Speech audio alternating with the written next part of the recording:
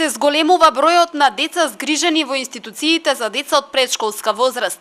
Анализите покажуваат дека во изминатата 2013 година бројот на деца кои посетувале детски градинки изнесува 29.113. Бројката представува зголемување за 8,3% во однос на 2012.